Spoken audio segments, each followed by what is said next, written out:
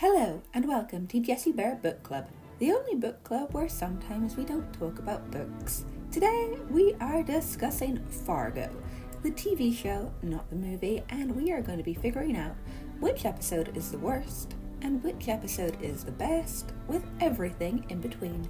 I personally consider Fargo almost a modern western. We all know I love a western, and Fargo just seems to have cars instead of horses because they have gangs, they have violence, they have good guys, they have bad guys, and lots of them wear hats. I like a hat. Do you agree Fargo is a modern western? Leave a comment down below. In 5th place, we have Season 3. I love Ewan McGregor as an actor, and he was very good playing the twins during the Stamp Wars. But this is still my least favourite season of Fargo because it seemed slightly disjointed. Nikki and Randy's relationship is super cute. I ship them, especially when they play bridge together.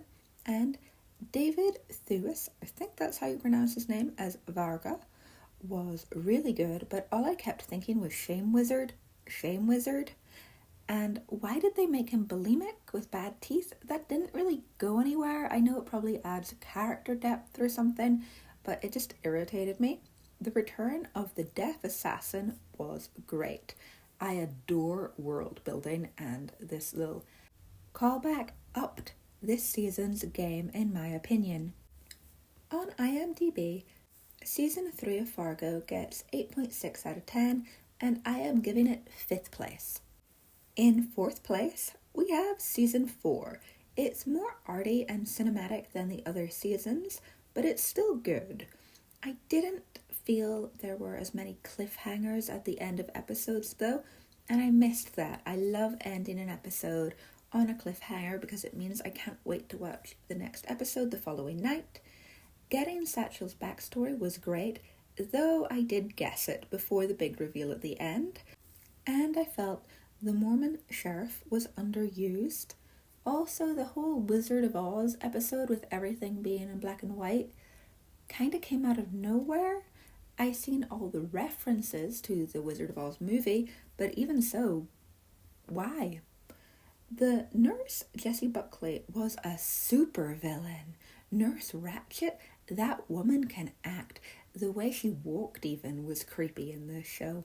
I even ended up talking to someone in work about her because he'd also seen the show, and we were both going, she's the best. And then I found out she's Irish, and I was like, go girl, both Irish, we got the name Jessie, we're brilliant. Season 4 of Fargo got 7.2 out of 10 on IMDb, and I am giving it 4th place in my ranking.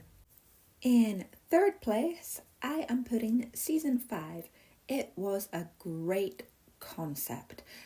I loved Jon Hamm as the evil sheriff with his posse of outlaws. However, the unlikable, psycho, ancient Welshman didn't go anywhere and then was left completely unresolved. This irritated me to high heaven.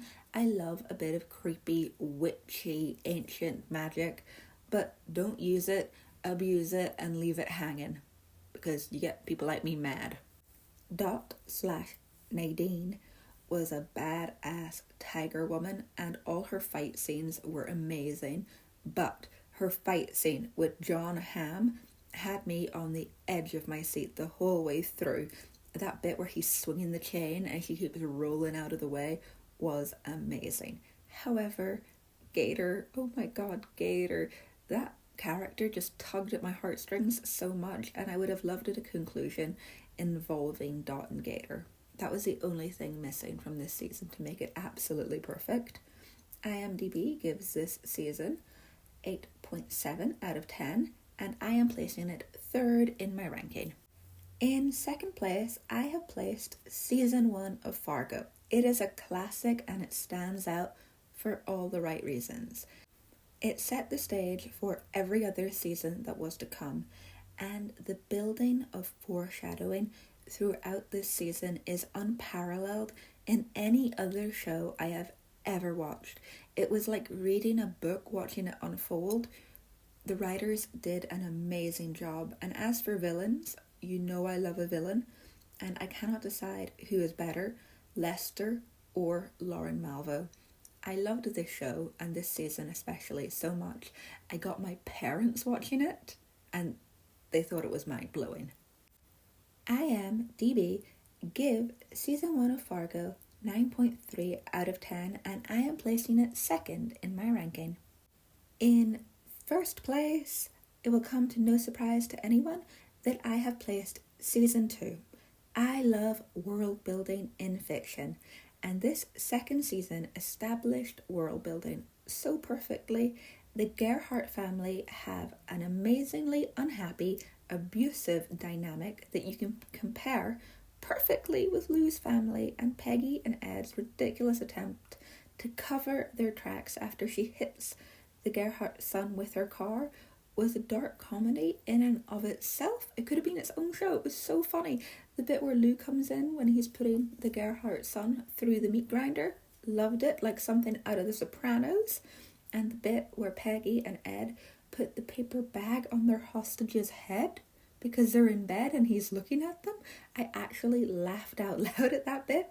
However, this season is also very sad because Lou's wife is dying of cancer, which somehow grounds the whole show in reality and leads into the first season and Lou and his daughter's relationship. I just loved all of it, and the weird alien stuff I thought was wrapped up quite nicely. Were they hallucinating or were they not? Who knows, but we're not putting it in the police report because that would be insane. And that is exactly what I think a normal person would do, just pretend it didn't happen. This season gets 8.7 out of 10 on IMDb, but I think that is far too low a number. I would place it 10 out of 10. I loved it. My parents are watching it at the minute and they are also loving it. But if you enjoyed this review, remember to like, comment and subscribe. I make new videos every week on lots of different subjects. And do you think Fargo counts as a Western? I'm going to say it does, but I want to hear your opinion in the comments below. You can also follow me on Instagram at Lady Jessica Riddell. Until next time, don't get lost in the snow. Also, complete side note, I realized when I was listening to this back, I want to talk about the Native American guy who's the tracker in season 2. At the very end, he is watching 2 kids play baseball and one of them is deaf, and they are obviously the 2 assassins that are sent after Lauren Malvo in season 1. Again, more world building. I love it so much. Okay, I'm done. Thank you. Bye.